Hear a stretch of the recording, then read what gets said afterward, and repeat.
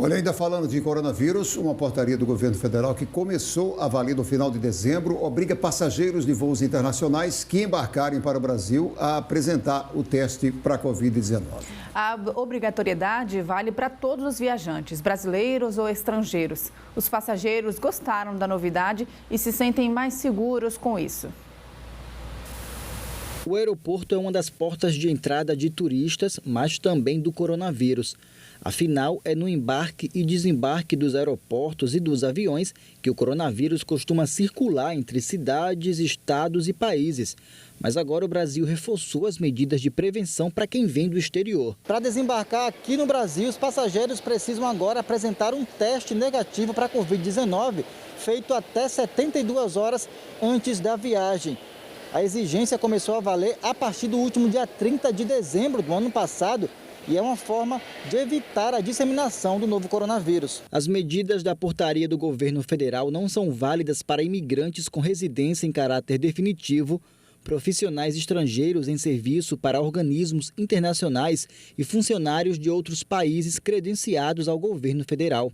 Estrangeiros que sejam parentes ou cônjuges de brasileiros e que tenham autorização do governo federal ou que possuam o registro nacional migratório também não estão inclusos.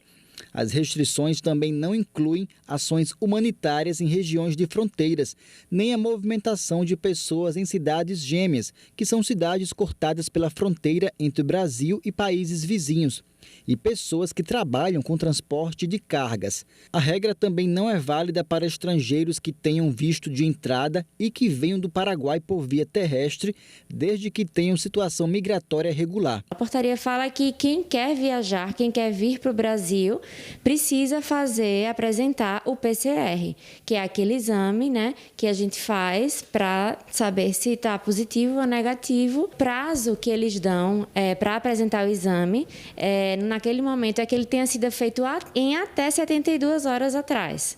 Então, o exame com mais de 72 horas não vale. Menor de 2 anos de idade não precisa fazer o teste, não precisa apresentar, mas entre 2 e 12 existem 2 possibilidades.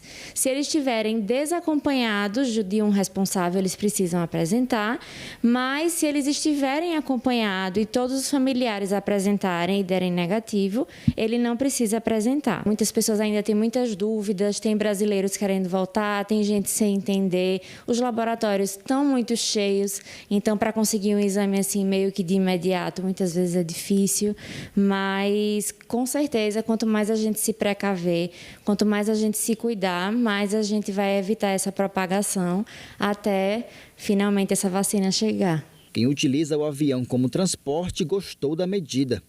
Eu acho certo, porque para não ter perigo de trazer mais doença para cá, O aeroporto é um local que é complicado, a pessoa vai passando rápido, todo mundo está usando máscara, mas mesmo assim a gente pode se descuidar em algum momento e acabar adquirindo o Covid. Então é um local que tem um risco aumentado, então essa medida seria uma medida muito boa para evitar essa propagação do Covid. Quem descumprir a exigência pode ser punido. Para quem não cumprir essas medidas, para quem insistir, existe até o caso de deportação, eles trazem na portaria 648, e algumas penalidades que podem ser penalidades de responsabilidade administrativa, civil e até penal. 2021 mal começou e aquelas metas de entrar em forma e cuidar da saúde já começaram a ser feitas por muita gente. Mas é muito importante que quem quer começar a se exercitar procure uma atividade física que goste e consiga colocar ela na rotina sem muito sacrifício.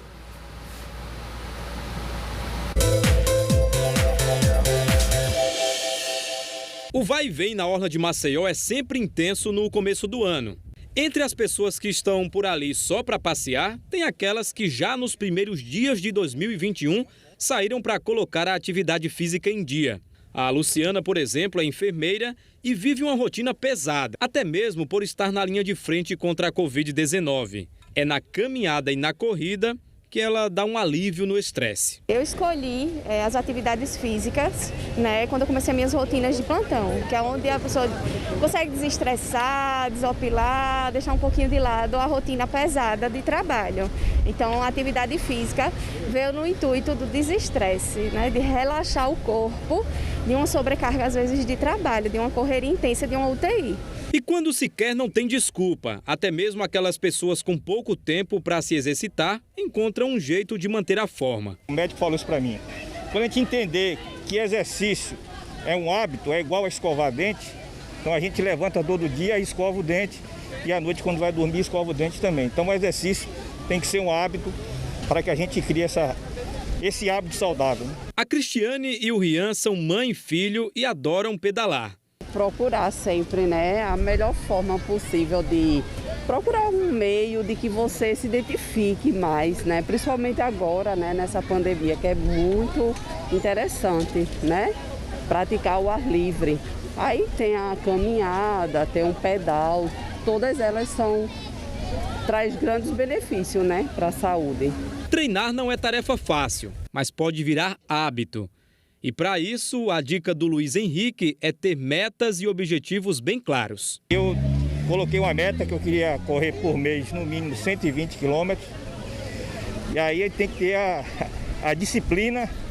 Eu acordo 5 horas da manhã, preparo para correr, faço minha corrida em torno de 40 minutos e procuro fazer isso diariamente.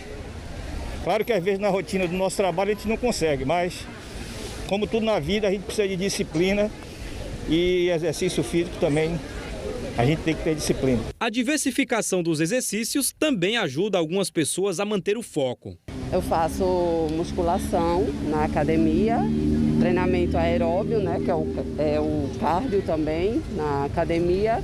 E uma vez e outra que eu posso também eu pedalo. Quem começou 2021 em ritmo acelerado, espera que esse novo ciclo seja cheio de conquistas e melhorias para o corpo e para a mente. Inovar as energias, né? Dar continuidade e recarregar a bateria para um novo começo, para um novo ano, né, que vem chegando.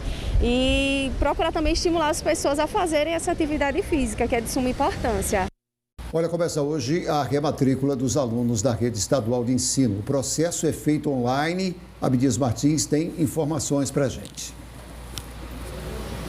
Neste ano, a rede estadual de ensino vai ofertar 60 mil novas vagas para quem quiser ingressar na rede estadual de ensino. Para a gente saber os detalhes e como vai funcionar o processo de matrícula, a partir desta segunda-feira, dia 4, a gente conversa a partir de agora com a Roseane Vasconcelos, que vai passar mais detalhes. Seja bem-vinda, Roseane. Quem deve se matricular a partir de hoje e como é que funciona esse procedimento? Todos os alunos que já estudam nas 307 escolas da rede estadual, a partir de hoje até o dia 7, devem acessar o site matriculaonline.al.gov.br, que esse site será redirigido para o SAGEAL. Lá o aluno de casa mesmo, ou o aluno ou o responsável, segue alguns passos da rematrícula. Ou seja, ele está confirmando que quer continuar naquela escola na rede estadual. Existe algum horário específico que se possa ter mais sucesso na hora de fazer isso? Porque a gente sabe que costuma congestionar o sistema devido ao grande número de acessos. Qual é a orientação nesse sentido?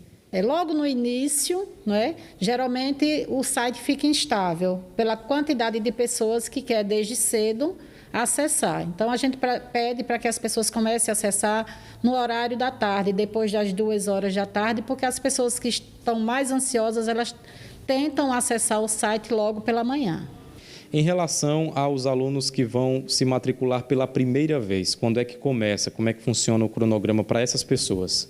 Esses, né, os novatos, a gente vai lançar a pré-matrícula a partir do dia 8 até o dia 15 de janeiro.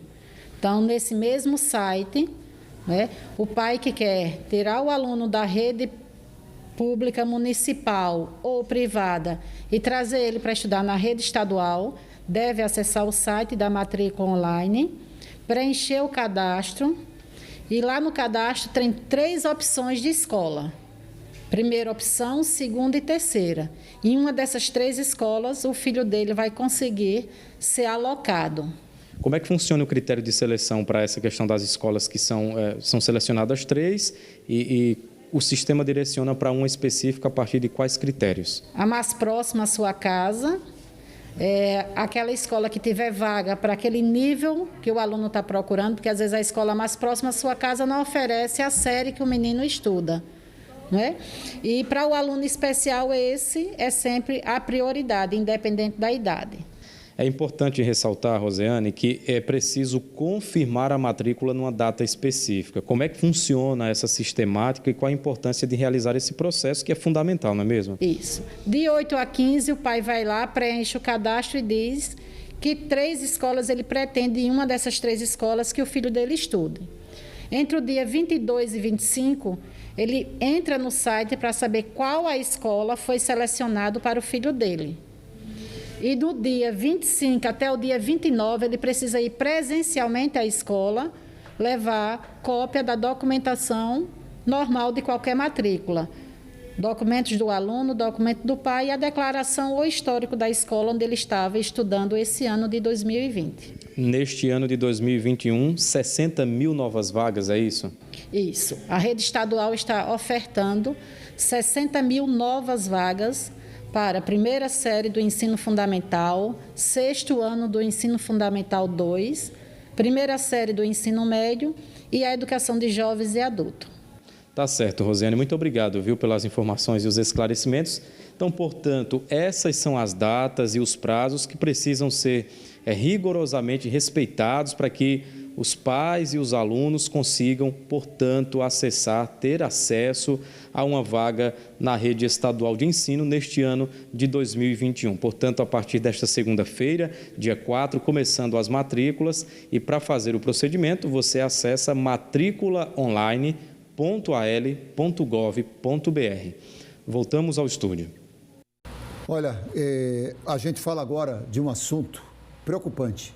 Já não basta toda essa preocupação aí com a pandemia do novo coronavírus? 4 bairros de Maceió estão na lista vermelha da Secretaria Municipal de Saúde em relação a focos do mosquito Aedes aegypti, responsável pela transmissão de dengue, zika e chikungunya. Com o risco de chuvas em janeiro, a atenção da população deve ser redobrada.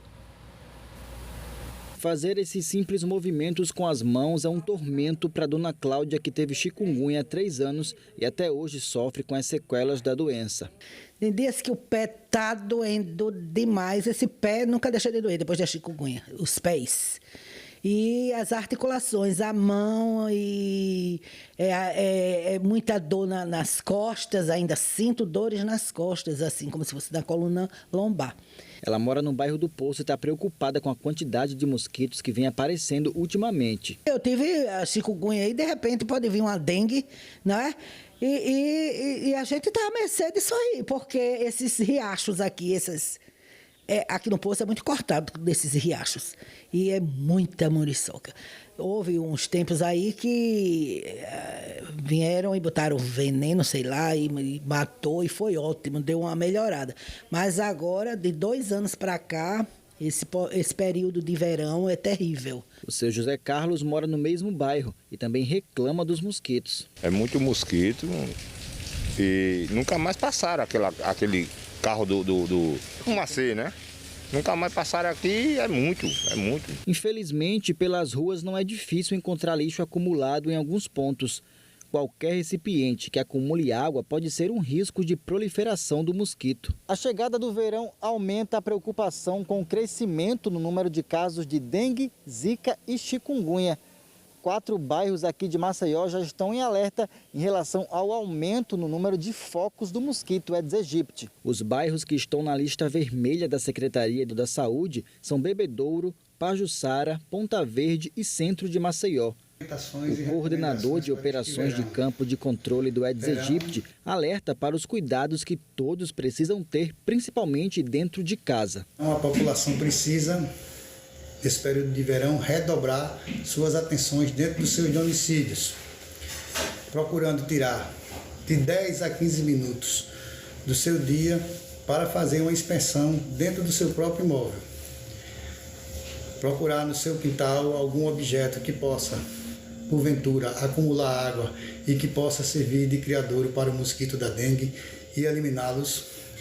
Verificar se seus reservatórios de água se encontram bem tampados. Observar se suas calhas estão com água parada no seu interior e eliminar.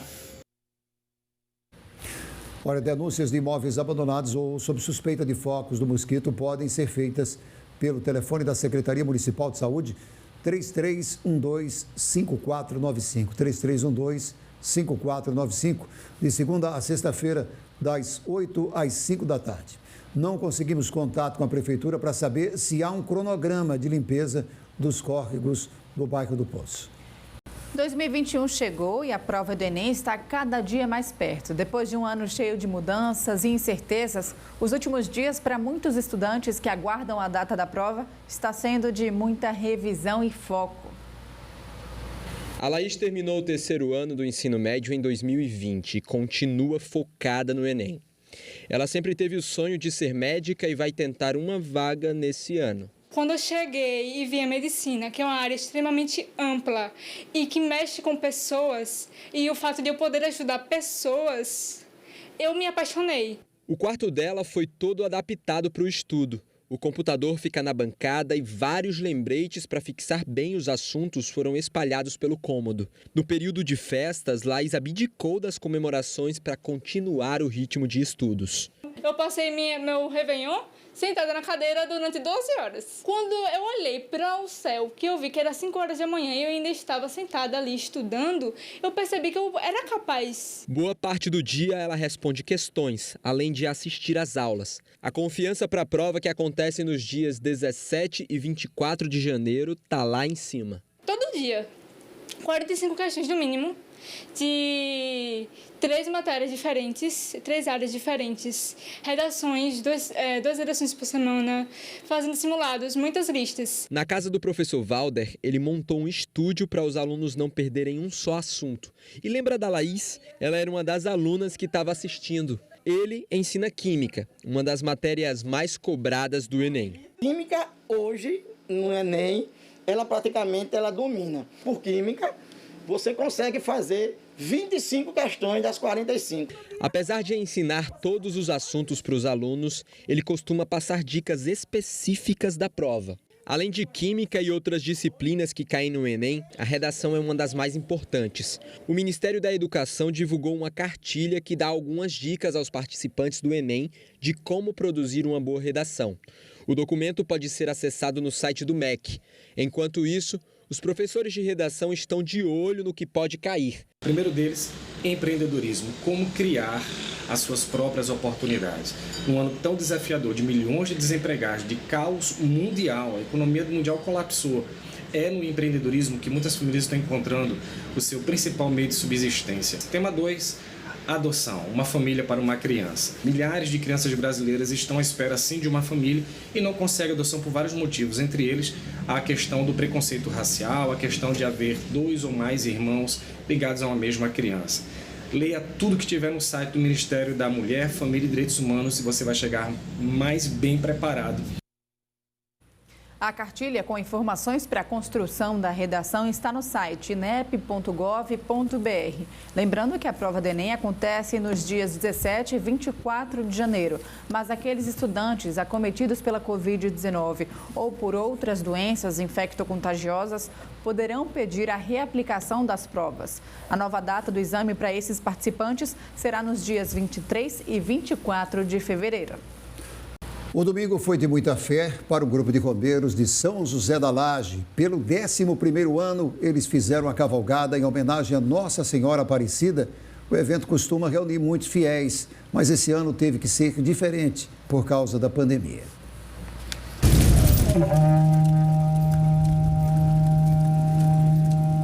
O errante que abriu a tradicional cavalgada de Nossa Senhora Aparecida, que há 11 edições acontece no primeiro domingo do ano em São José da Laje. Há 11 anos atrás, eu me senti mal no quarto da minha pousada e sem ajuda nenhuma, consegui chegar até o hospital e fui socorrido. E fiz uma promessa que faria, enquanto vida tivesse, uma homenagem a Nossa Senhora Aparecida com uma cavalgada. Na primeira foram 50 cavalos, na segunda umas 80, na 10ª ano passado passamos de 1.000 cavalos, estava programado cerca de 2.000 cavalos. Por causa da pandemia do coronavírus, a programação desse ano precisou de ajustes. Poderia ter até 300 pessoas, mas não foi possível fazer a cavalgada no grande porte. Tive que desmarcar tudo. E resolvi sair com a imagem de Nossa Senhora Aparecida, para manter a tradição. E uma história como essa, marcada pela fé, não podia mesmo deixar de acontecer. Para muitos aqui, participar desse momento é mais do que abençoar as ruas de São José, padroeiro da cidade. É compartilhar uma crença de amor de geração em geração. É tradição de família, de estar montado num cavalo, né? É um prazer de estar nas cavalgadas. Aí, todo ano a gente estamos aqui. Para mim é muito importante, viu? Que é uma santa preferida que a gente tem a maior consideração a ela. Para mim é muito prazer. São pessoas de todas as idades, homens e mulheres, dispostos a agradecer a santa pelas bênçãos alcançadas. E pelo jeito, muitas serão as vezes que voltarão por aqui. É uma tradição que eu gosto de vir, né? E tem planos de continuar vindo todos os anos? Sim. O Alisson é quem conduz os vaqueiros em seu boi de sela galego, que é bem famoso na região. O animal também tem história de milagre. Desde 2014, eu tive uma ideia junto do meu irmão para nós pegar um boi, um bezerro e amansar. Primeiramente Deus que dá força a gente. Aí eu tive essa ideia de todo ano eu agradecer a Deus do céu, a Nossa Senhora, para todas as cavalgadas de São José da Laje, eu participar com ele.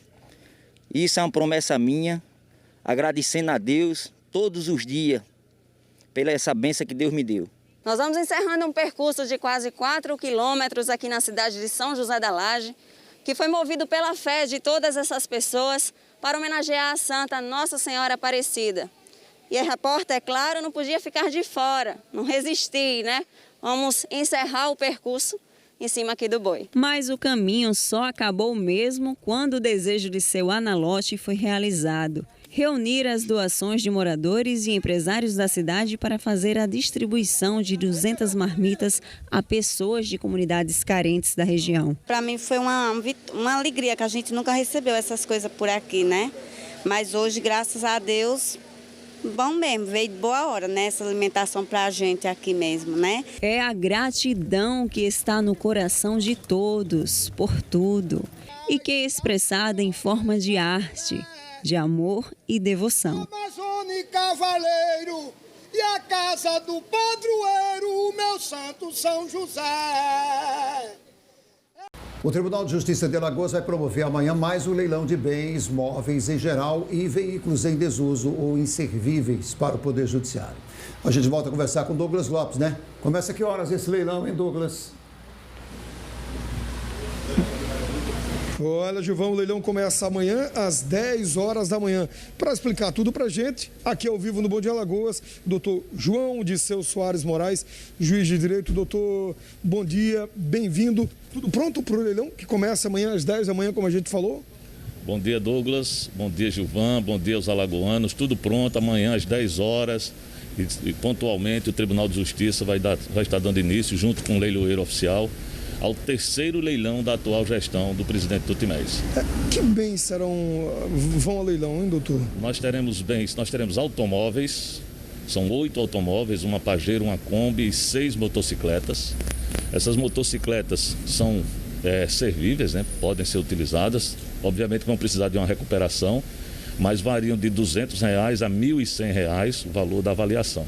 E teremos também bens móveis, cadeiras, mesas, birô, carcaça de ar-condicionado, de computadores, tá? São uma infinidade de bens. Então são bens reutilizáveis e também bens inservíveis que você pode recuperar depois. Isso. Quem pode participar? Só pessoa jurídica, pessoa física? O leilão é aberto ao público em geral, tanto pessoa física quanto pessoa jurídica poderão participar. Amanhã, a partir das 10 horas, às 9h30, já estará disponível uma sala, no site do Tribunal de Justiça vai estar pronto esse link, e todos terão acesso, tanto pessoa física quanto pessoa jurídica. A gente pode ter acesso antecipado ao que vai ser leiloado? Hoje já está aberta a visitação. De que forma é essa visitação? É presencial? É virtual? Todos os bens, tanto os automóveis quanto os bens móveis, estão disponíveis no site do Tribunal de Justiça para constatação via online. Tá? Mas também hoje o Tribunal de Justiça nós estaremos abrindo os galpões onde os bens se encontram para a visita presencial. Então hoje das 8h30 às 11h30 da manhã, Quem quiser comparecer, nós temos nos galpões do Tribunal de Justiça, ali no sítio São Jorge, os automóveis estarão lá, de 8h30 às 11h30 para visita física. Tá? E no galpão no Feitosa, na Avenida Governador Lamenha Filho, 1914, todos os bens móveis estarão também disponíveis à visitação pública. Doutor, às 10 da manhã de amanhã começa o leilão. É a primeira... A primeira praça pelo valor da avaliação, às 10 horas da manhã. Que é aquela avaliação mínima que vocês fazem. Avaliação mínima, exatamente. E não havendo licitantes, arrematantes, às 11 horas a segunda praça. Já tem um valor mínimo? Serão lotes? Serão individualizados? Em lotes, por exemplo, nós temos a Pajero, que é 2009, foi com valor de avaliação de R$28 mil. Se não for arrematada por esse valor, a partir das 11 horas nós teremos a segunda praça. Então qualquer pessoa pode participar e é bom lembrar que no ambiente virtual a gente acompanha tudo. Que ambiente é esse? Que endereço eletrônico é esse? O site do Tribunal de Justiça vai disponibilizar, assim como o site do leiloeiro, albuquerquelins.com.br. Vai ter uma plataforma lá, Zoom, e qualquer pessoa poderá adentrar na sala, fazer o seu cadastro e participar do leilão. albuquerquelins.com.br. Ou também no site do Tribunal de Justiça. Quando você participa desse leilão, você dá o lance lá, que tempo você já pode pegar o bem? Quanto tempo você tem para efetuar o pagamento? Os bens porventura arrematados, amanhã mesmo, até o expediente bancário, final do expediente bancário, o arrematante tem que apresentar o comprovante de pagamento via online, vai ser disponibilizado um e-mail com toda a documentação necessária. E estando tudo ok, a partir do dia 12 de janeiro os bens poderão ser resgatados pelos arrematantes. A experiência dos leilões anteriores, o que é que vocês trazem para essa edição, que é a terceira nessa gestão? É a terceira gestão. O Tribunal de Justiça não tem medido esforços no sentido de promover uma boa administração pública. Nós tínhamos galpões superlotados de bens. Isso gerava um ônus muito grande para o Tribunal de Justiça com aluguel. Não é? Os bens também iam depreciando. Em razão disso, sob a orientação do presidente Tutimés, nós realizamos 3 leilões nessa gestão, conseguimos esvaziar todos os galpões, representando uma economia muito grande para o Tribunal de Justiça. Então, para quem está em casa, está a fim de participar, que o senhor faça o convite, né? Pois é, então convido a todos. Com certeza nós temos bens importantes, muito interessantes, preços módicos. E todos estão convidados a participar amanhã a partir das 10 horas da manhã. Às 9h30 a sala já vai estar disponível para que os pretendentes possam acessar. E quem quiser ver o que é que vai ser leiloado, a partir de hoje já está disponível no próprio site do TJ e também lá no site do leiloeiro, que é o albuquerquelins.com.br. Todos os bens estão lá disponíveis para constatação online. E a visita física hoje de 8h30 às 11h30 nos galpões do Tribunal de Justiça ali no sítio São Jorge. Valeu, doutor. Muito obrigado, bom dia, bom trabalho e bom leilão amanhã. Eu que agradeço. Até mais. Bom dia. É isso, Gilvan, Sofia, segue o bom dia. Obrigado, Douglas. Segue o bom dia. O ano passado não deve deixar muita saudade para muita gente, né? Então, nada mais apropriado que a primeira campanha de saúde temática do Ano Novo seja o Janeiro Branco, voltada para a promoção da saúde mental. A gente conversa com o Pedro Ferro aqui no telão. O mês de janeiro não foi escolhido à toa não, né, Pedro? Momento que as pessoas ficam mais focadas em metas a serem cumpridas, ficam mais determinadas, não é isso? Bom dia, mais uma vez. Bom dia mais uma vez, Gilvan, exatamente isso. Só que com tantas metas que a gente coloca para o ano, a gente também tem que ter cuidado com as cobranças que a gente consegue ficar impondo para nós mesmos e também de outras pessoas. É por isso, né, doutora, eu estou aqui com a doutora que vai explicar para a gente todos esses detalhes. As pessoas têm que tratar um pouco da vida mais com leveza, né? Apesar das metas que são impostas aí na vida, principalmente agora, ano novo, né? Quais são as diretrizes que as pessoas devem adotar, os parâmetros? Bom dia a todos e a todas. Obrigado mais uma vez pelo convite e por estar falando desse tema tão necessário, né, nesse período. E realmente, né, a gente viu que as metas de 2020, muitas delas, a maioria, foram por água abaixo, né, porque justamente a pandemia dificultou aí a realização de muitas. Mas acredito que uma das lições que a gente pode tirar disso foi justamente revisar as nossas metas para 2021. E incluir a saúde mental nessas metas de 2021 é muito necessário, como, por exemplo, o autoconhecimento, né? O reconhecimento de suas emoções, o respeito às suas emoções e a valorização das suas relações sociais, né? Que a gente viu que nessa pandemia a gente refletiu muito sobre nossas relações sociais e isso pode ser também uma meta aí para a gente incluir na nossa lista aí de 2021. Doutora, tem algumas vertentes, né, que as pessoas têm para poder ter aquele bem-estar com a saúde mental. Quais são essas vertentes que a gente deve manter? Olha, eu diria que existem 4 dimensões que a gente precisa cuidar, né, e pensar sobre isso, que é em relação ao nosso ambiente, aos nossos vínculos sociais, como eu havia falado, nossos relacionamentos, né, nosso trabalho, inclusive, né, nossos ambientes de trabalho, cuidar das nossas emoções, dos nossos pensamentos e dos nossos comportamentos, né, a fim de garantir aí uma melhor qualidade de vida, pensando na saúde mental. Doutora, teve gente que começou 2021 com aquele ar de uma aceleração tremenda. Meu Deus, eu tenho que cumprir, eu tenho que fazer. A pessoa deve manter a calma, deve pensar, deve manter o cuidado, tirar um tempo também para si. É verdade. A Covid nos coloca em uma crise, né, que acaba sobrecarregando mesmo a nossa mente, acaba sobrecarregando o nosso estado mental. E, de fato, a gente tem que ir com calma, né, e respeitar também nossos limites. Afinal de contas, estamos numa crise e precisamos decidir como reagir a essa crise e ter clareza sobre o que está acontecendo e aceitar, inclusive, os fatos incontroláveis, imprevisíveis e ruins que a pandemia nos traz, é muito necessário para que a gente encare e enfrente com mais leveza e tirando o máximo de aprendizado e crescimento possível desse momento. Doutora, hoje começamos o ano, primeira semana do ano, qual é o primeiro passo que as pessoas devem começar a partir de hoje? Olha, acredito que reavaliar a sua saúde mental, né? E a partir daí pensar em como ela pode ser melhorada, em como a gente pode investir nela nesse ano. E como eu falei, né? Incluir aí profissionais de saúde, como um psicólogo, né? Incluir aí vários outros aspectos, várias outras possibilidades de cuidar da saúde mental, né? Todos somos responsáveis pela saúde mental, todo mundo pode ser um agente, né, de saúde mental e toda ajuda conta nesse quesito.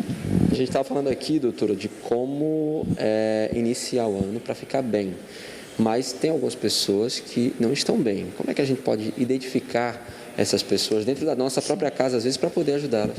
Pois é, isso é uma pergunta muito necessária, né? Porque é esperado que todos nós tenhamos sintomas ansiogênicos, né, depressivos, é natural, é do ser humano.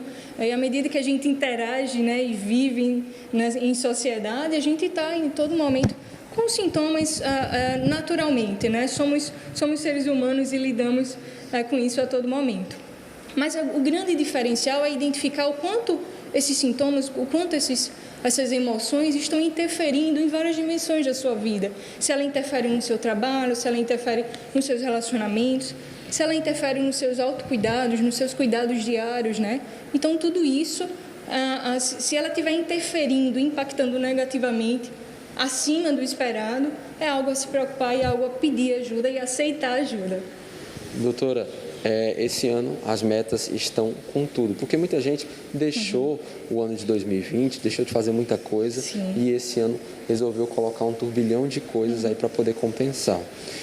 Qual a dica que a senhora dá para que essas pessoas consigam cumprir suas metas, mas com uma boa saúde mental? Qual o recado que a senhora pode passar? Olha, eu diria que o primeiro passo, assim, é reconhecer que o nosso ano não é simplesmente um cumprimento de uma lista de metas, né? Acho que 2020 deixou isso muito claro, né? Quando a gente viu os nossos objetivos ficando no caminho e a gente precisando cuidar cada vez mais da saúde mental. Mas eu diria que a gente prestasse mais atenção, por exemplo, em relação às características, esses critérios para escolher nossas metas, para que eles não sejam metas nem impossíveis, porque aí a gente vai estar, de algum modo, fazendo algo que não é possível, que não é realista de acontecer. Isso está fadado a nos causar frustração, né, e ansiedade, enfim, e decepções, né, conosco mesmo. Isso não é o que a gente espera para o novo ano. E também que a gente não faça metas importadas, né, que muitas vezes nossas metas não são nossas, né, são mais para agradar outras pessoas do que realmente o que a gente quer. Então, são duas ideias aí que eu chamo a atenção, que a gente faça mais metas realistas e mais metas que nos façam sentido e que tenham a ver com os nossos valores e, sobretudo, com a nossa saúde mental. Doutora, muito obrigado pelas informações. Tenha um bom dia. Eu que agradeço. Gente, vale ressaltar que se você tem um parente que está precisando de uma ajuda, vale a pena levar num psicólogo, num psiquiatra, porque a mente da gente precisa de muita atenção, porque ela é muito valiosa. Gilvan. Obrigado, Pedro. Vamos ver agora como está o movimento na rodoviária de Maceió nessa primeira segunda-feira do ano. O repórter Pedro Ferro está lá agora e mostra pra gente. Pedro, muita gente voltando aí para casa, muita gente chegando. Conta pra gente. Isso mesmo, Sofia. Muita gente indo embora e muita gente retornando para a sua cidade natal, para a sua casa, para Maceió. Olha só, esse lado aqui que o Rafael Ramos está mostrando é o pessoal que está indo para fora do estado e algumas pessoas que estão chegando. Você vê aí que o movimento está intenso, tem muitas pessoas aguardando aí ônibus para poder embarcarem para as suas casas, né, para os seus estados, já que esse lado aqui é uma rota interestadual.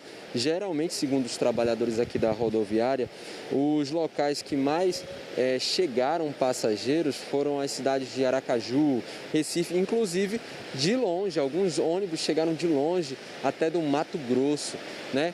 Muitos passageiros ainda aguardam, a movimentação é intensa. Já desse outro lado, dos transportes intermunicipais, o Rafael Ramos vai mostrar para vocês, a gente vai dar uma andada por aqui, tinha bem mais gente, acreditem, tinha muito mais gente, mas a movimentação também está intensa, menor, inclusive que os ônibus interestaduais, o pessoal que está aguardando, mas por que o número está menor agora nesse lado aqui dos intermunicipais? Porque a rotatividade é maior, chega mais transportes para poder levar as pessoas para os seus municípios de origem. A gente vê que tem transporte aqui de Bateguara, Cajueiro, tem de Viçosa, tem de Teotônio Vilela, tem de vários municípios de Alagoas, pessoas que daqui a pouquinho vão estar retornando para suas residências.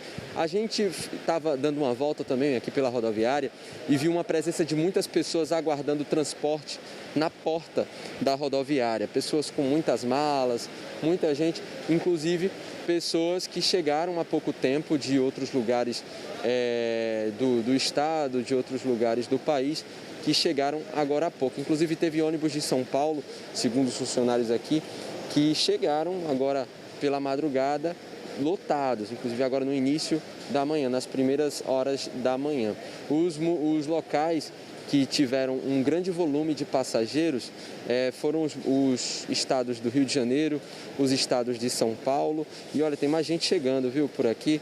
A gente vê aqui a família chegando para suas viagens, muita gente que estava no guinchê quando a gente passou há mais ou menos uns 20 minutinhos atrás.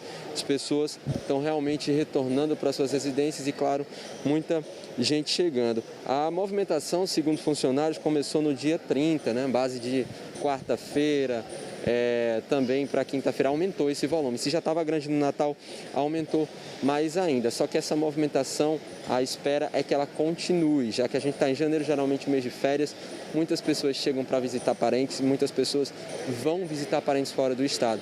Então, a expectativa é que o número de passageiros aqui continue esse volume alto, mas que não termine hoje, né? Que termine provavelmente lá para o final do mês, até se estenda. Agora, isso vai depender muito da situação dos estados, né? A gente sabe que durante a pandemia, alguns estados bloquearam as viagens, que os transportes intermunicipais, inclusive aqui no nosso estado, os transportes intermunicipais ficaram suspensos. Já outros estados suspendeu também os transportes interestaduais, como Bahia, teve outro, Pernambuco também, suspender o transporte interestadual. Então, vai depender muito disso, como cada estado vai se comportar. A gente sabe que o mês de janeiro é um mês de férias, onde muitas pessoas acabam aglomerando. A gente teve as férias agora há pouco, então a gente vai ficar nesse aguardo também aí para ver se esse movimento vai continuar com esse fluxo tão grande que a gente está registrando aqui nas primeiras horas dessa segunda-feira, primeira segunda do ano. Sofia? Valeu, Pedro. Obrigada pelas informações. É bem comum, na verdade, esse retorno maior na primeira semana de janeiro, né? A gente registrou aqui ano passado também um aumento das pessoas na rodoviária, tanto chegando quanto saindo, como você mostrou agora. E, gente, no fim do ano passado, na verdade, chegou ao fim a determinação do governo em que as empresas poderiam suspender contratos de trabalho, diminuir jornada de trabalho, antecipar férias. Mas, mesmo assim, a pandemia continua e muitas pessoas seguem trabalhando à distância. O Tribunal Superior do Trabalho lançou uma cartilha de teletrabalho para trazer informações para a gente sobre as diferenças desses tipos de trabalho à distância. E é sobre isso que a gente vai conversar agora com Douglas Lopes, que está com um advogado trabalhista. Douglas, bom dia para você, seja bem-vindo ao primeiro Bom Dia Alagoas de 2021, né? Apesar de tanto trabalho, as pessoas aí seguem trabalhando à distância, né? Muita gente não sabe a diferença entre alguns tipos de trabalho. Explica pra gente. Sofia, é que a pandemia continua, né? Bom dia para você, bom dia a todos. Você lembrou bem, é o primeiro Bom Dia Alagoas do ano, então a gente vai estar junto. Nós esperamos o ano inteiro, levando todas as informações cedinho, na hora que você acorda, na hora do seu café da manhã, e vai ser um privilégio daqueles, hein? A gente vai começar agora com o doutor Henrique Messias para explicar tudo para a gente. Doutor, esses benefícios, né, essa ajuda do governo federal, essa flexibilização, acabou agora com dia 31 de dezembro, né? E agora a gente fica na dúvida. O ano começa, a pandemia continua. Como é que ficam aí as leis trabalhistas, essas modificações que tinham anteriormente? Elas deixam de existir? As empresas têm que se adaptar a esse novo momento, já que a pandemia continua, e aqueles benefícios não? Bom dia, bem-vindo, feliz ano novo para o senhor. Bom dia, Douglas, bom dia aos amigos de casa, feliz ano novo para todos. Douglas, nós tivemos no ano passado, né, o ano de 2020, algumas medidas provisórias que foram editadas pelo governo para alterar algumas questões trabalhistas em virtude exatamente da pandemia. Né? Essas medidas provisórias elas eram válidas até o último dia 31 de dezembro de 2020. Porque tinha o decreto, né? Em virtude do decreto de calamidade pública, e como esse decreto se encerrou no dia 31 de dezembro, todas essas medidas provisórias que alteraram alguns pontos da legislação trabalhista também se encerraram no último dia 31 de dezembro. Aí como é que fica? Tipo, a pandemia continua e eu poderia estar em casa, no home office, teletrabalho, eu tenho que voltar à empresa, a rotina normal? Ou é aquela conversa entre patrão e empregado que vai valer a partir de agora? Isso também precisa estar lá modificado em algum local no contrato de trabalho? Sim, Douglas. Uma das alterações que a gente teve na legislação foi exatamente essa, né? O governo autorizou, através da medida provisória, que a empresa determinasse que o empregado ficasse trabalhando em casa através do teletrabalho ou do home office, né? Essa determinação não pode mais acontecer. Para que o teletrabalho aconteça, a necessidade que a empresa, o empregado, observe a regra da CLT, né, que tem que ter um contrato de trabalho, um aditivo ao contrato de trabalho prevendo esse teletrabalho. E a partir daí, sim, né, o teletrabalho pode acontecer, não há mais a possibilidade de determinação pela empresa, mas sim um aditivo ao contrato de trabalho. E deve partir de quem essa iniciativa? Eu busco o RH da empresa que eu trabalho, é o RH que me procura, que determina, que fala, olha, a gente precisa colocar isso, vem aqui assinar? Douglas, como é um acordo, né, um aditivo ao contrato de trabalho, um acordo entre a empresa e o empregado, isso pode partir tanto da empresa quanto do empregado. Geralmente, parte da empresa, porque a empresa tem o interesse e a necessidade de que aquele empregado fique prestando seu serviço de casa. E as modalidades que existem? Teletrabalho, home office, trabalho externo? Isso, existem algumas modalidades específicas, né, como você já bem colocou. O trabalho externo, aquele trabalho que necessariamente precisa ser feito fora do ambiente de trabalho, do ambiente da empresa, como motorista de ônibus, né? Nós temos o teletrabalho, que é aquele trabalho que é feito fora do ambiente da empresa, mas também podia ser feito no ambiente da empresa, que tem que ser necessariamente através de computador, internet, etc. E o home office, que é um tipo de teletrabalho, quando o empregado presta serviço diretamente de casa. No caso do teletrabalho, pode ser de casa, mas pode ser também num café, pode ser num coworking, etc. E muita reclamação, muita gente fala, poxa, eu estou em casa, mas eu estou trabalhando muito mais que se estivesse lá no ambiente corporativo, na empresa, no dia a dia. Essas horas extras são pagas, não são pagas? De que forma eu comprovo que estou trabalhando mais, que mereço receber por aquilo? Douglas, uma característica do teletrabalho é que no teletrabalho não há controle de jornada pela empresa. Então a empresa não acompanha o momento em que o trabalhador começa a trabalhar, o momento em que ele para almoçar, por exemplo, e o momento que ele termina o seu dia de trabalho. E fala a palavra de quem, então? Veja, se não há controle de jornada, não há pagamento de horas extras. Tá? Então não vai ficar se observando qual foi o horário de trabalho daquele empregado. Existe uma exceção a essa regra, que é se a empresa determina que ele comece a trabalhar às 8, por exemplo, pare às 12, volte às 14 e pare às 18. Se a empresa determina que ele observe uma jornada, se aquela jornada for extrapolada, aí sim ele tem direito às horas extras. Custos com, eu estou o tempo todo trabalhando em casa, eu estou gastando mais. A quantidade de energia vai vir um pouco mais alta. Eu comprovo de que forma. E também, por outro lado, a empresa pode dizer, você não está vindo, se deslocando da sua casa para o trabalho, vamos cortar aí o valor do transporte ou a ajuda no transporte. Veja, o custo, quem vai arcar com esses custos, em virtude da energia, da internet, os custos, inclusive com os equipamentos, isso vai estar previsto nesse aditivo ao contrato de trabalho que vai ser feito. Naquele momento vai se acertar quem vai arcar com essas despesas, se o empregador ou se o empregado. Hoje é o primeiro dia útil do ano, tivemos sexta-feira, dia 1º, 2, sábado, 3, domingo. Hoje é esse o dia em que as empresas vão buscar essas pessoas que estão nesse trabalho home office, teletrabalho, para esse ajuste, e esse termo aditivo tem que ser assinado mesmo a partir de hoje? Não pode ser uma coisa boca a boca, verbal? Não, Douglas, necessariamente precisa ser escrito, tá? Para que fique registrado aquele termo aditivo. Lembrando que aquelas pessoas que entraram no teletrabalho durante o prazo de vigência da medida provisória 927, que foi essa que autorizou que a empresa determinasse que o empregado ficasse em teletrabalho, isso ainda é válido. Que começou em março e terminou em? De 22 de março até 19 de julho. Então, quem foi colocado em teletrabalho pela empresa nesse período, isso ainda é válido porque foi feito durante o prazo de validade da medida provisória. Então, nesse período não precisa fazer o aditivo? Nesse período não, tá? Quem foi colocado em teletrabalho a partir do dia 22 de julho, ou seja, a partir de 23 de julho, necessariamente precisa ter um aditivo ao contrato de trabalho, necessariamente tem que ter um aditivo, inclusive, para acertar quem vai arcar com essas despesas e etc. E se a empresa não te procura, o que é que você faz? Se a empresa não te procura, você pode naturalmente procurar pessoas para se informar, né? Inclusive para questionar esse teletrabalho que não há o contrato de trabalho ou um aditivo. Isso pode ser feito junto ao Ministério, né? O Ministério da Economia, Secretaria Especial de Previdência e Trabalho, pode ser feito junto ao Ministério Público do Trabalho, pode ser feito inclusive junto a um colega, né, advogado de confiança da pessoa, para que ela se informe e busque seus direitos. E se a empresa não te procura, ela está cometendo alguma ilegalidade? E que ilegalidade seria essa? É passível de multa, de alguma punição? Sim, isso é passível de multa pela fiscalização do Ministério da Economia. Inclusive, esse trabalhador ele pode estar sofrendo algum tipo de prejuízo, porque não há um contrato que preveja quem vai arcar com esses custos, ou aquele empregado pode estar fazendo um horário de trabalho além daquele normal e não há o pagamento de horas extras. Então, é preciso sim observar essas determinações da legislação, seja pelo empregado, seja pelo empregador. E para a gente fechar, doutor, qualquer dúvida, o trabalhador procura quem? Isso como a gente tinha falado, tá, Douglas? Pode procurar o Ministério da Economia, Secretaria Especial de Previdência e Trabalho, pode procurar o Ministério Público do Trabalho, pode procurar um colega advogado, o sindicato, inclusive, que representa a sua categoria. Aí lá ele vai se informar direitinho e ele deve ser orientado. Valeu, então, doutor. Muito obrigado, bom dia, bom trabalho, boa semana, hein? Bom dia, Douglas. Bom dia a todos. Gilvan, Sofia, segue o bom dia, a gente volta já. Douglas, obrigada pelas informações, importantíssimo todos esses detalhes, essas diferenciações, né? Porque muita gente, como a gente falou aí, segue em trabalho remoto. Vamos agora para o amanhecer do Bom Dia Alagoas. As primeiras fotos do Bom Dia de segunda-feira, do primeiro Bom Dia Alagoas de 2021. O primeiro registro é de Lagoa do Pau, lá em Corripe.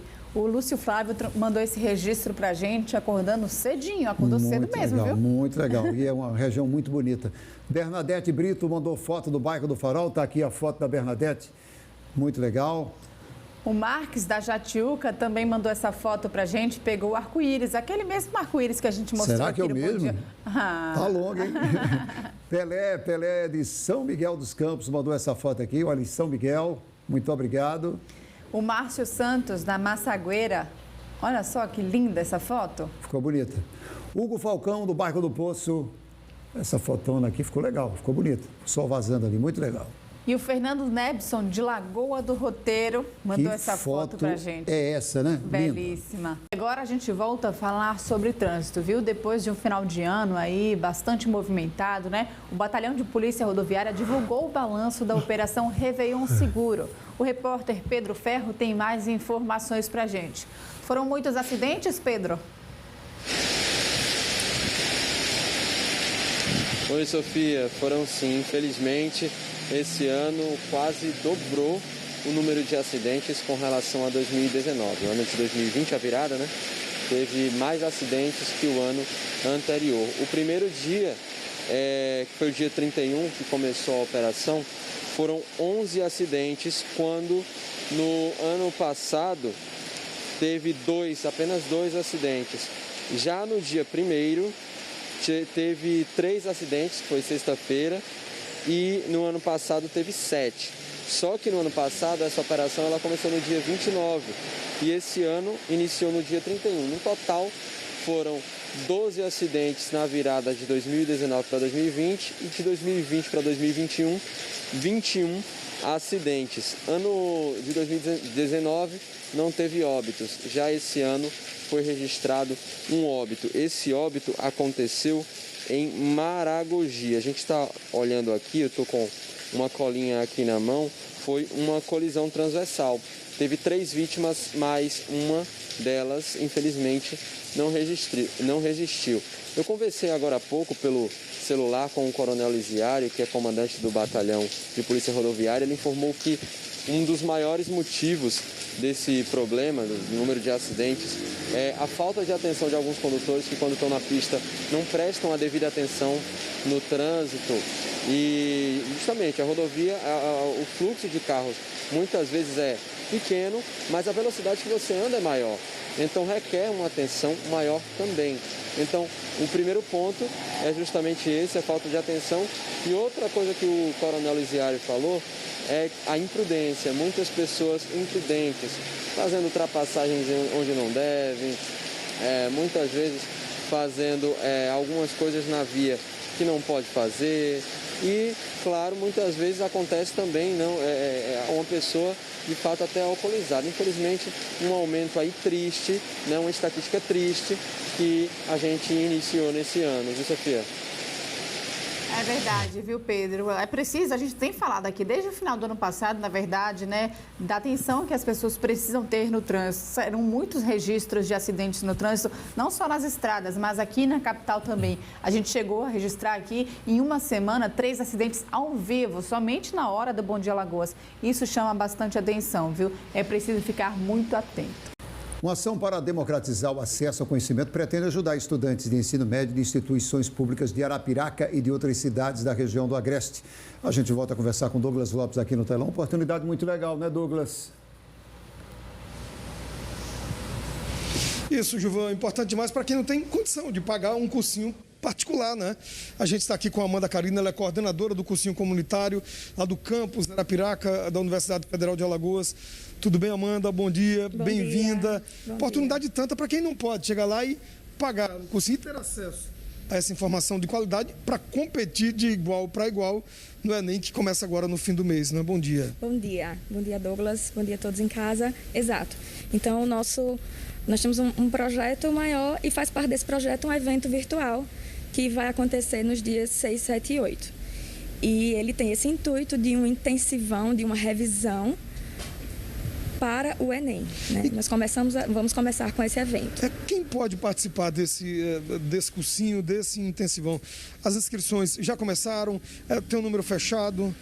As inscrições já começaram, nós já temos um número expressivo de inscritos, mas esse número ainda está aberto e qualquer aluno pode se inscrever. Nosso público-alvo preferencial, claro, são os alunos oriundos de escola pública, alunos em vulnerabilidade social, mas qualquer pessoa que se sentir convidada, que quiser, pode participar sim. E não só de Arapiraca, mas Arapiraca e região. E agora Alagoas todo, já que o evento é virtual. Todo estado, todos que forem participar do Enem podem se sentir convidados a participar desse evento. Quem são os professores? Quem está nesse projeto? Quem teve a ideia? Sim. Esse projeto ele foi deslumbrado por alunos do da turma 5 do curso de Medicina do campus Arapiraca. E ele tem essa ideia de aproximar, né, um projeto de extensão universitária que tem essa proposta de aproximar a comunidade acadêmica da sociedade. Então, como a gente sabe do impacto, né, da saúde, do impacto da educação como aspecto, fazendo parte do aspecto global de saúde, então surgiu essa ideia através dos próprios alunos que passaram por todo esse processo, passaram por essa fase de seleção, né, passaram pelo Enem, de criar um curso universitário e poder trazer dicas, ferramentas para que facilite o acesso de outros jovens à universidade, que é uma tão transformadora, né? A universidade pública nas nossas vidas. E nesse cursinho, nesse intensivão de 3 dias, tem redação, ciências da natureza... Isso. Então, a cada dia será contemplada algumas áreas, né, do que está dentro do arcabouço proposto para o Enem. Então, no primeiro dia, redação e ciências humanas, no segundo dia, ciências da natureza e no terceiro dia, matemática e atualidades. E suas tecnologias também, né? Isso. Professora, ainda dá tempo de fazer a inscrição? Sim, a ideia inicial eram quantos alunos? Quantos já tem hoje? Ainda dá tempo de fazer a inscrição. Então, o evento é 6, 7 e 8, né, através da plataforma do YouTube. E ainda dá tempo de fazer a inscrição. Vocês podem fazer a inscrição através do nosso Instagram, que é @compartilhandosaber, ou também ter acesso através do nosso e-mail, que é projetoCompartilhandosaber@gmail.com. Então, ainda pode... Inicialmente eram só 60 vagas, mas nós já ampliamos, inclusive, a equipe que vai dar suporte, né, a esse evento, porque ainda mais agora, né, teremos uma visibilidade maior para esse evento virtual. Vai ter um plantão tira dúvidas, tipo, tá rolando lá o evento em si e quem quiser fazer perguntas pode participar, pode interagir com vocês? Sim.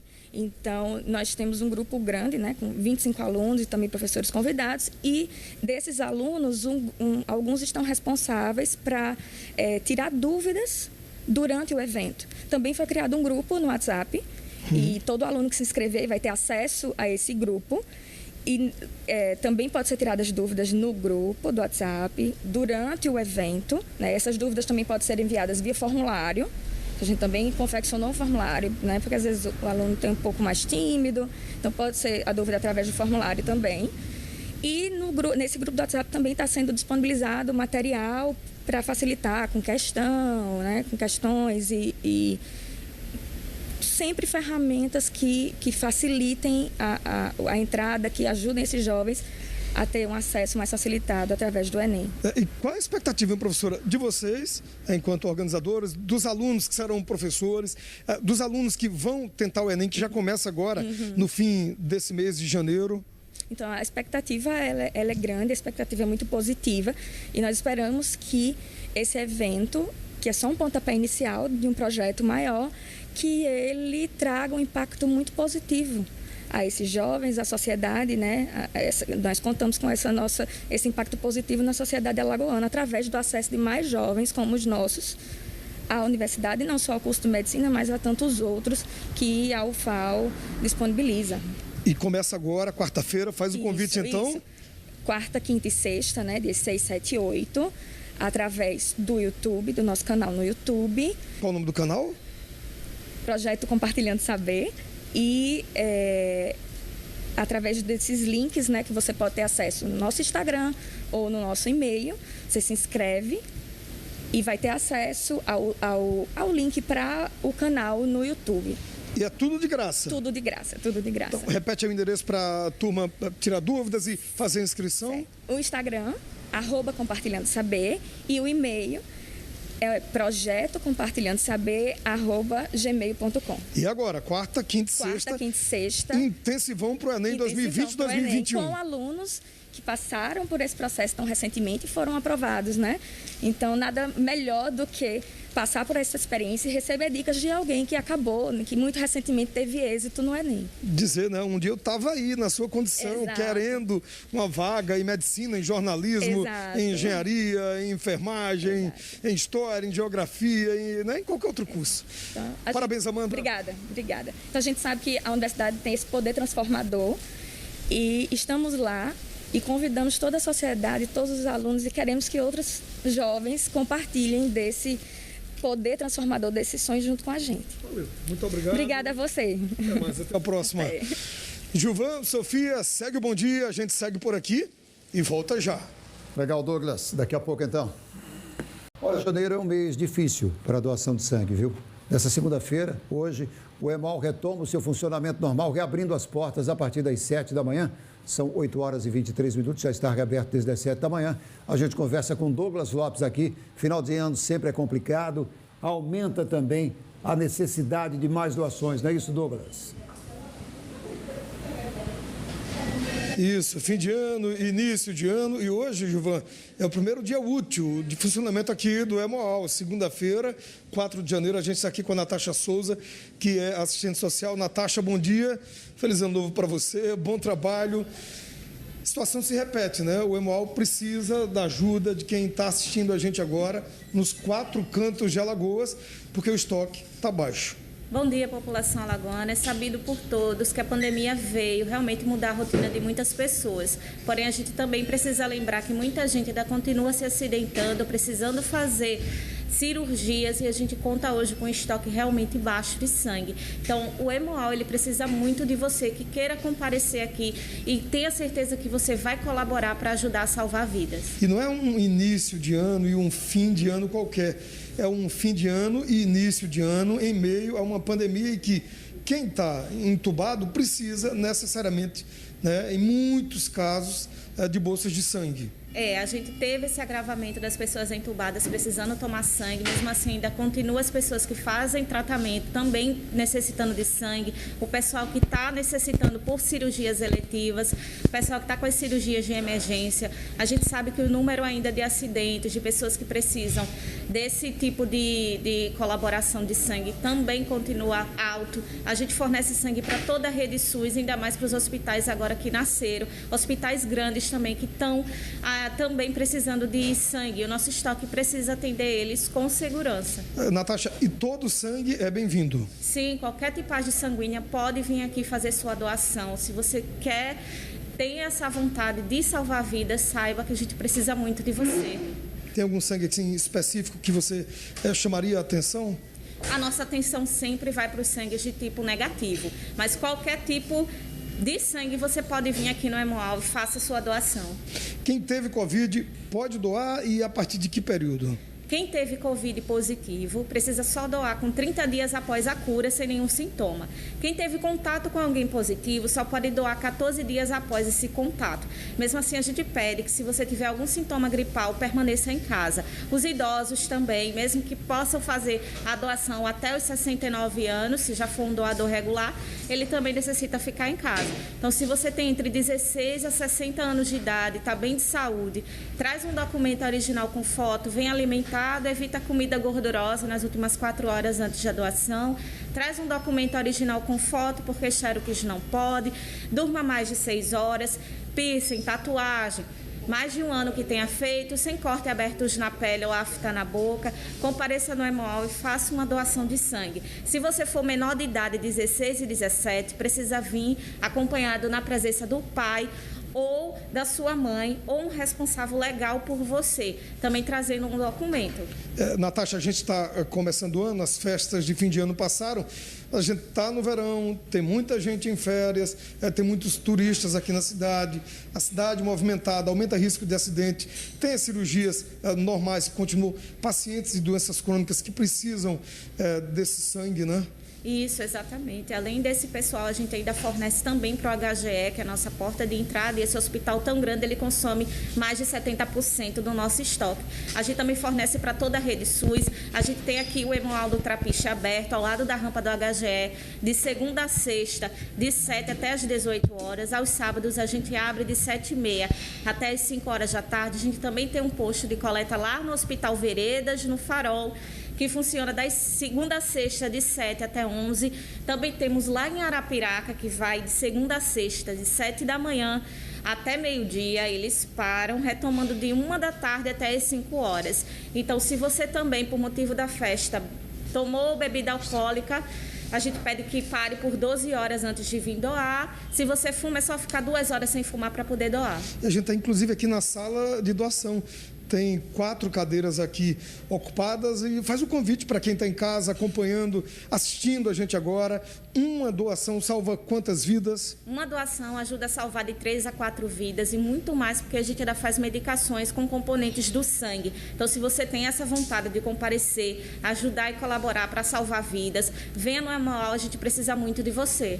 Valeu então, Natasha. Muito obrigado a isso, Gilvan, Sofia. Segue o Bom Dia. Segue o Bom Dia, Douglas. E essa persistência, esse pedido da gente sempre para doação de sangue, independente de qual seja a data, né? Mas principalmente nesse comecinho de ano que é mais complicado. Obrigado, Douglas. E a gente vem mostrando aqui no Bom Dia todos os problemas que moradores dos bairros atingidos pelas rachaduras vêm enfrentando. E no meio de tudo isso, o CSA se viu obrigado a deixar o CT Gustavo Paiva, no bairro do Mutange. Pois é, uma estrutura que o CSA há anos que agora foi deixada para trás, como outros milhares de imóveis no bairro. Vamos ver essa história na reportagem feita pela Andréa Rezende e que foi exibida no Esporte Espetacular nesse domingo. Vamos ver. Um cenário de pós-guerra. Casas e prédios em ruínas.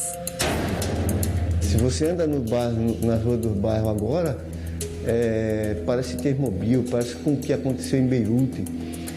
Nós que continuamos morando aqui, fomos para uma área que se diz mais segura, e nós estamos vendo o sepultamento de um bairro. Ruas desertas, bairros abandonados. Nos muros, mensagens de despedida e dor. Tivemos amigos que entrou em depressão, amigos que morreram devido à depressão. Era uma escola, era um ateliê, era uma casa, era um lar, né? Então imagina você perder tudo. Um drama vivido por centenas de famílias e também por um dos clubes mais populares de Alagoas, forçado a deixar para trás quase 100 anos de história. Sentimento de tristeza, devido a anos estando aqui nesse CT. O problema começou em fevereiro de 2018, quando as primeiras rachaduras apareceram em imóveis do bairro Pinheiro. No mês seguinte, um terremoto de 2,5 na escala Richter abalou outras áreas ao redor. Após meses de investigação, o Serviço Geológico do Brasil, órgão do Ministério de Minas e Energia, detectou que as rachaduras e o tremor de terra foram causados por instabilidade no solo e que o motivo era a exploração da salgema no subsolo. A salgema é uma matéria-prima utilizada na fabricação de soda cáustica e PVC. Os estudos identificaram a causa do problema associado à mineração e toda a consequência que ela gera. Através de outros instrumentos que foram instalados no bairro, que existe uma movimentação no solo, em superfície, associada ao colapso de cavidades em profundidade, associada à mineração. A exploração do mineral na região ocorre há mais de 40 anos. A jazida de salgema está localizada numa profundidade de mais de 850 metros. De acordo com o relatório do Serviço Geológico, a contínua exploração do minério pela Braskem desestabilizou as cavernas subterrâneas, causando afundamento do solo e, consequentemente, as rachaduras nos imóveis da região. De 2018 para cá, a situação se agravou. Mais de 10 mil imóveis foram afetados pela instabilidade do solo em Maceió. São mais de 40 mil pessoas que precisam deixar suas casas. Além do Pinheiro, os bairros de Bom Parto, Bebedouro e Mutange também estão numa área considerada de risco pela Defesa Civil.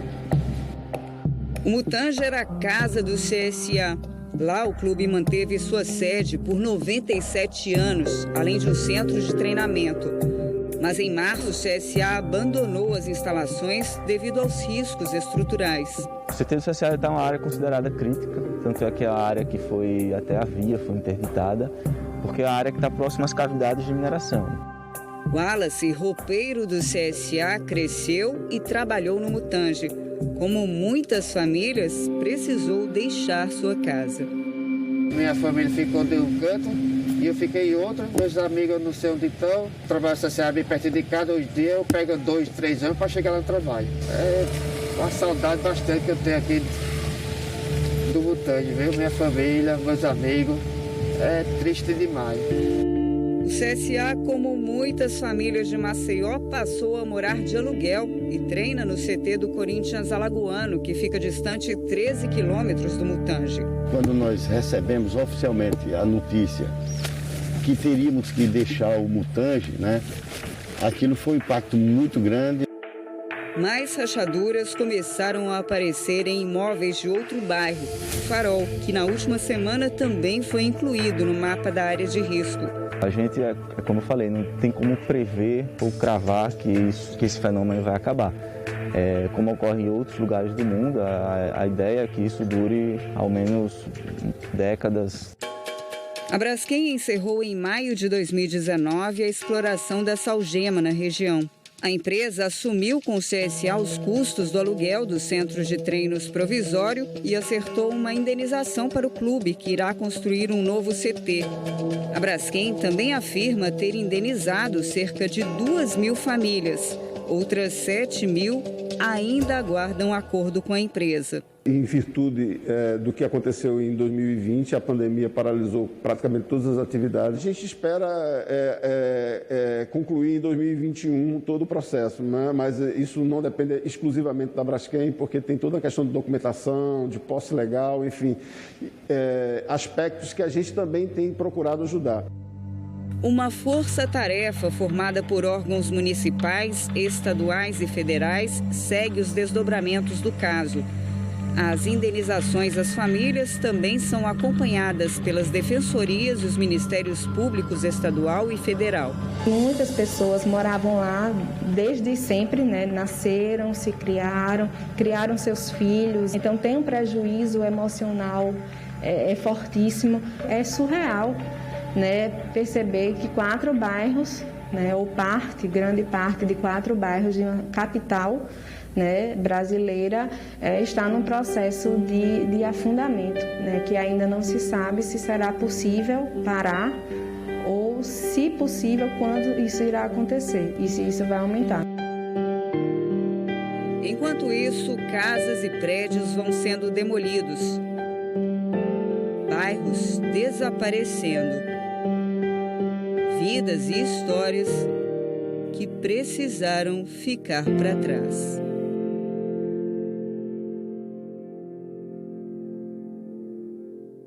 Vidas que ficaram para trás, histórias que ficaram para trás. Bela reportagem. Olha, para muitos estudantes que estão se preparando para o Enem, o ano foi de adaptações. Hoje, a gente começa aqui no Bom Dia uma série especial sobre as mudanças que a educação sofreu nesse período de pandemia.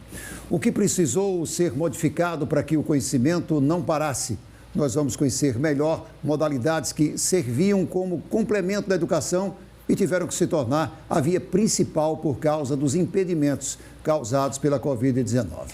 Nessa primeira reportagem, nós vamos falar sobre os desafios do ensino remoto. 2020 foi um ano marcado pela interação online e isso incluiu também aulas, provas e seminários. Sejam as aulas da educação básica ou do ensino superior, todo mundo precisou encarar essa nova forma de aprender através das telas. A pandemia da Covid-19 trouxe muitos desafios para diferentes setores. Um deles foi a educação. Quando o ano começou, a Sofia tinha uma expectativa enorme. O ano em que cursaria o 3º ano do ensino médio, o tão aguardado terceirão. O ano da despedida, das festas, do fim de uma etapa. Somada a isso tudo, um turbilhão de dúvidas pela escolha do curso superior.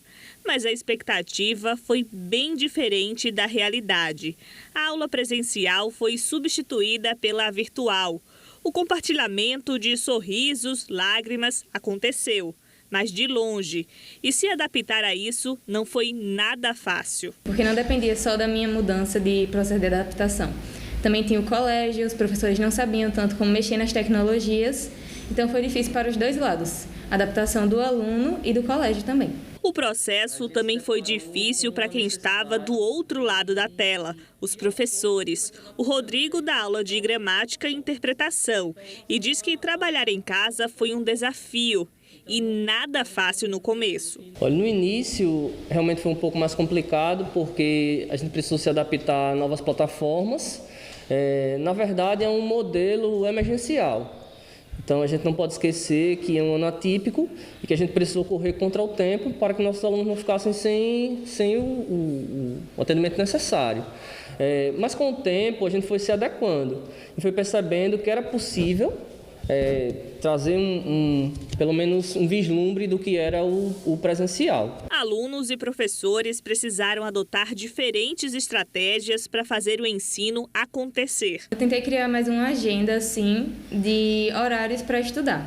Eu sempre começava em o mesmo horário, tinha o meu horário de aula pela manhã, das 7h20 até o 12h30, e logo depois almoçava e já criava o meu horário da tarde até a noite. Tinha vezes que eu não conseguia cumprir essa carga horária e acabava excedendo, acabava terminando de estudar 10 horas da noite, o que aumentava o meu cansaço. E acabou ficando um pouco desregrado, mas eu sempre tentava manter essa linha de agenda assim, no meu estudo. Então foi preciso se reinventar nas formas de contato com a família, na forma de contato com o aluno. Então, há o prejuízo da interação, mas, por outro lado, há a busca por novas formas de interação. Através de um chat, através de um e-mail, através de uma ligação de vídeo, você tentar estreitar esses caminhos, entendeu? Então a gente vive essa dicotomia, né? Se de um lado eu tenho grandes dificuldades, por outro lado eu tenho a humanidade lutando para poder se reinventar. E em um ano recheado de surpresas, se preparar para o vestibular foi uma preocupação a mais. Às vezes acaba sendo uma gangorra, assim. Eu me sinto muito preparada. Às vezes eu fico com medo de chegar lá e esquecer tudo que eu estudei pelo fato de ser muita coisa, é muito assunto. Às vezes eu até falo que é muita quantidade para pouca qualidade. A gente estuda várias horas e às vezes aquele cansaço nos submete a uma situação de não conseguir absorver todo aquele conhecimento.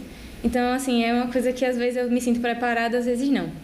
O Felipe é estudante da UFAL e este ano ficou apenas no ensino remoto. Depois de muitas discussões com os alunos, a universidade implantou o período eletivo excepcional para que os estudantes se adaptassem a essa nova realidade. Estudar em casa é um grande desafio, Acho que foi por isso que precisou ter tanta conversa realmente para que a gente chegasse ao PLE. Porque você estar em casa é muito difícil você se concentrar. Sabe? Porque sempre aparece alguma coisa, um barulho externo, um barulho interno, você fica mais cômodo estando em casa, você pode simplesmente sentar no seu sofá e, enfim, você já fica muito mais cômodo. Na faculdade, você está ali de frente para o professor, você consegue ter uma concentração melhor. Eu acho que o rendimento acadêmico é bem melhor. Essa psicopedagoga explica que os estudantes precisaram ter disciplina e tomar iniciativas que antes não tomariam. Em um momento ou outro, por menor que se seja, teve um momento ali em que você precisou se virar só.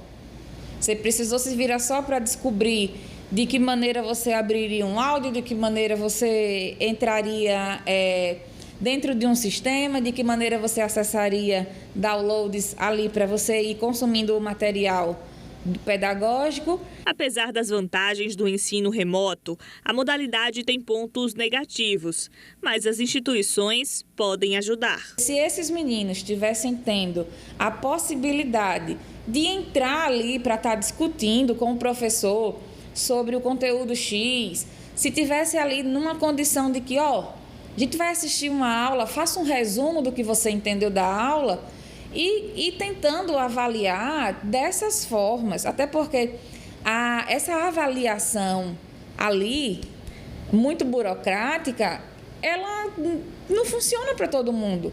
E ainda mais nos dias de hoje que a gente trabalha com a inclusão. A gente trabalha com os meninos que têm diversos tipos de transtornos, síndromes, e isso não só no colégio, na faculdade também. A gente tem pessoas com síndrome de Down na universidade, com TDAH, com dislexia, com uma série de situações.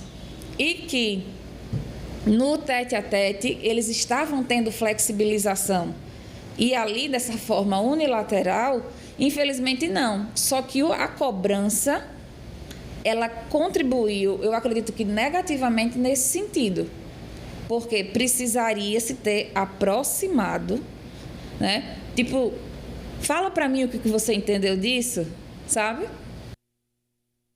Amanhã, a reportagem especial vai falar sobre o ensino híbrido, que mistura momentos de participação presencial e online dos alunos. Não vai perder, né? E para ajudar você aí de casa a escolher uma modalidade de atividade física e começar a se exercitar, a gente recebe aqui o doutor em Ciência do Desporto, Amândio Geraldo. Ele está aqui com a gente. Pela experiência que você tem, Amândio, eu acho que você já sabe exatamente quais são os motivos declarados aí por essas pessoas, né? Para começar uma atividade assim, já pensando no comecinho do ano, né? Bom dia, bem-vindo, feliz ano novo. Bom dia, Gilvan, bom dia, Sofia, bom dia a todos, feliz ano novo, né? É interessante esse período de ano novo, porque todo ano novo é a mesma coisa, novas promessas, alteração do estilo de vida. É interessante a gente lembrar que a alteração do estilo de vida, seja qual for, acaba trazendo algum benefício. Quando se fala em atividade física, a gente tem que lembrar que é qualquer atividade que promova gasto calórico acima do basal. Ou seja, eu posso melhorar meu condicionamento físico e minha saúde ou fazendo exercício ou ainda sendo mais fisicamente ativo dentro de casa. É importante lembrar que o problema é ser fisicamente ativo, evitar o sedentarismo. Agora, é interessante, João, lembrar outra coisa. As pessoas procuram ou iniciam a prática de atividade física por motivos muito diferentes. Depende de várias coisas. Por exemplo, sexo. Mulheres têm maior interesse em melhorar o tônus e emagrecimento. Homens têm maior interesse em emagrecimento ou ganho de massa muscular. Juventude, faixa etária. Os jovens têm preferência, ou o motivo principal é ganho de massa muscular estética. O objetivo principal da população jovem, adultos jovens, é estética. O idoso, o objetivo principal é a qualidade de vida relacionada à saúde e principalmente a socialização.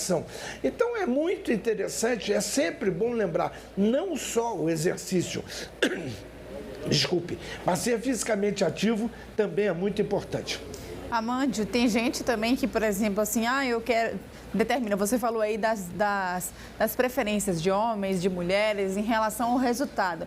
Tem muita gente que acredita, inclusive, por exemplo, que ao fazer musculação não vai haver uma perda de calorias significativa e acaba aí indo para o cardio. Não existe bem isso, né? Aquela atividade física que você fizer da melhor maneira vai te trazer os resultados, é assim? Olha, lembrar o seguinte, o que faz você emagrecer não é a atividade propriamente dita, é o custo calórico. Eu posso escolher qualquer atividade, pedalar, andar, fazer musculação, dançar, seja lá o que for. O que faz a pessoa emagrecer é diminuir a ingesta e aumentar o gasto.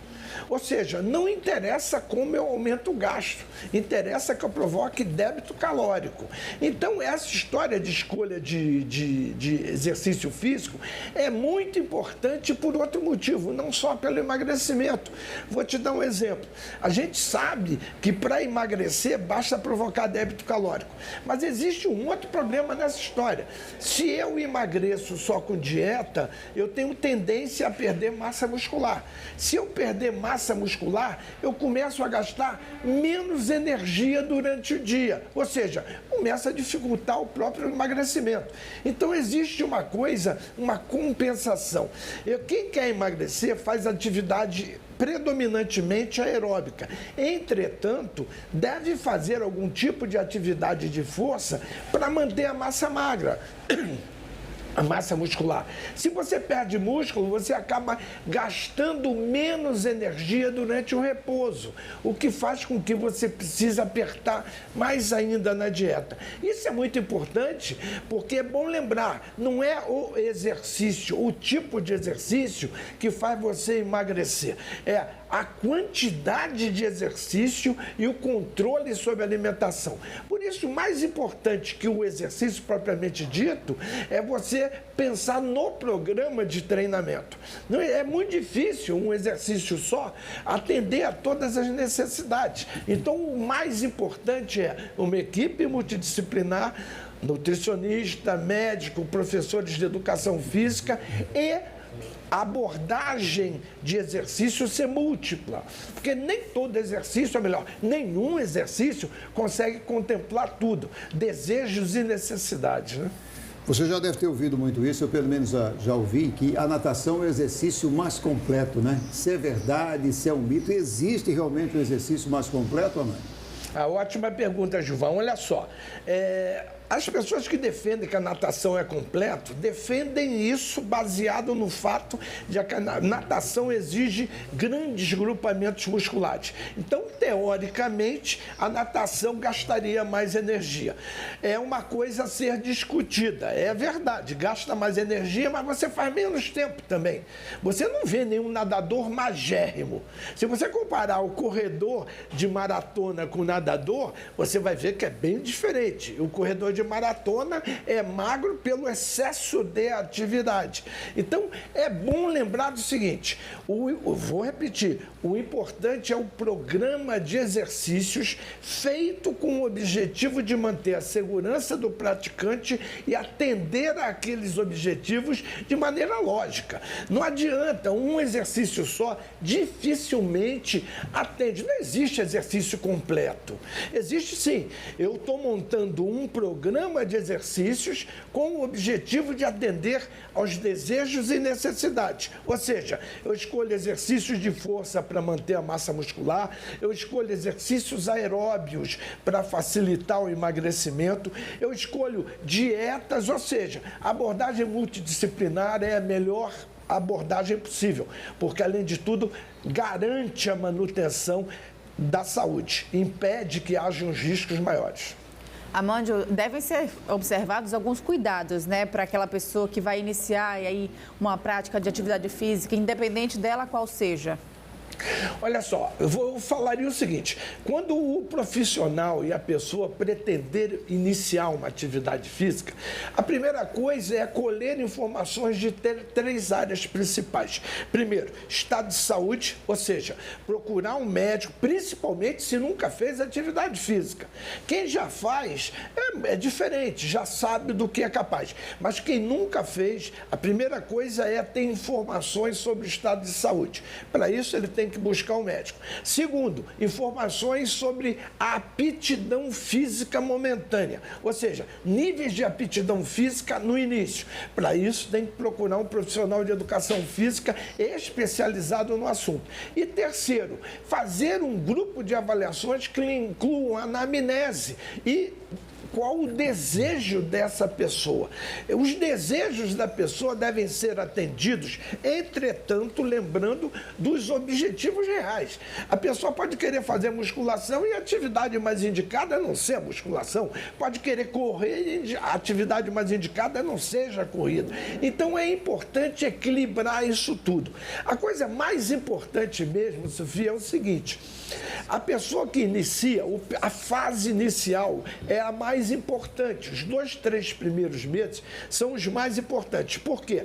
É nesse momento que se cria o hábito que o rapaz comentou anteriormente. É necessário que nesses 2, 3 meses a pessoa crie o hábito. Ela tem que se disciplinar, porque nesse período você adere ou não ao exercício. O que significa isso? Nesses 2, 3 primeiros meses, eu tenho que escolher a atividade que te dá prazer e benefícios, eu tenho que escolher atividades ou progressões lentas e cuidadosas para evitar que você interrompa o treinamento. Se você se machucar, você interrompe e prejudica. Se você não tiver prazer, você não sente vontade de acordar de manhã para fazer. Então, o segredo é essa fase inicial, é importantíssima a atenção àquelas 3 observações: saúde, aptidão física e desejos, para que a gente possa escolher os exercícios ou a forma melhor de se iniciar. Outra coisa, escolham sempre, nesses 3 primeiros meses, escolham sempre as atividades que te dão mais prazer ou apresentem menor nível de dificuldade. Aquelas atividades mais naturais, quais são? Caminhar, correr, pedalar, dançar, jardinagem, seja lá o que for. Mas atividades que te permitam uma progressão lenta, evite ao máximo a pressa. A pressa é inimiga da perfeição. A pessoa começa com muito gás por causa do exagero, se machuca, para o treinamento, aí tem que esperar o outro ano chegar para começar de novo. Agora, tudo isso que você está falando, eu acho que é necessário orientação dessa pessoa, principalmente a pessoa que nunca fez um exercício físico, está pretendendo fazer. É necessário orientação, né? Porque ela deve ficar na dúvida com qual exercício eu vou começar. Não é isso? É aquele que te dê prazer? É necessário isso? Alguma coisa que te ajude? Olha só, Gilvan, vamos dar um exemplo. A pessoa que precisa de atividade aeróbica tem que fazer ou caminhada, ou corrida, ou natação, ou ciclismo, ou dança. Se você gosta de dançar, nada mais lógico do que você iniciar com a dança. Se você gosta de correr, você é iniciante, você não pode começar correndo, você vai ter que começar caminhando. Então, na verdade, o prazer é inerente, é absolutamente importante. Eu diria até diferente, é importante evitar o desprazer. Fazer uma coisa por obrigação pode não te dar prazer nenhum. Aliás, eu gostaria de lembrar que exercício é igual remédio. Um exercício pode ser indicado para uma pessoa e ser contraindicado para outra. Então, é muito importante isso. O gosto, o desejo é muito importante. Atenção, eu falei anteriormente, eu preciso de 3 tipos de informações. Primeiro, quem nunca fez atividade, obrigatoriamente deve procurar um médico. Por quê? Porque não se sabe o que existe ali. Você tem que ter certeza de que aquela pessoa pode fazer atividade física. Entretanto, a pessoa que é fisicamente ativa ou não tem nenhum dos fatores de risco coronariano, sedentarismo, hipercolesterolemia, colesterol alto, fumo, histórico familiar, essa pessoa pode começar desde que devagar e com atenção. Agora, é óbvio que preferencialmente vir de uma avaliação médica. Com relação ao professor ou profissional de educação física, é óbvio que é melhor ter o acompanhamento do profissional, porque ele regula, equilibra tudo isso e faz com que você tenha maiores benefícios com menores riscos. Entretanto, se você parar para pensar em saúde, em epidemiologia, a importância da atividade física, todas as pessoas devem ser fisicamente ativas, independente ou não de poder pagar um profissional de educação física. Então, a gente tem que estimular que as pessoas sejam ativas. O que a gente tem que fazer é dar informações para que isso seja seguro. Em suma, vamos resumir. Se uma pessoa nunca fez nada, não pode ter um personal, vamos dizer assim, um professor de educação física, pelo menos procure a supervisão de para iniciar a atividade. Faz o exame médico, procure um profissional, conversa com ele e pede conselhos ou recomendações, para que comece com segurança, para que isso se mantenha por muito e muito tempo. Amande, mais uma vez, bom dia para você, feliz ano novo, muito obrigado. Eu que agradeço, feliz ano novo para todos, até a próxima.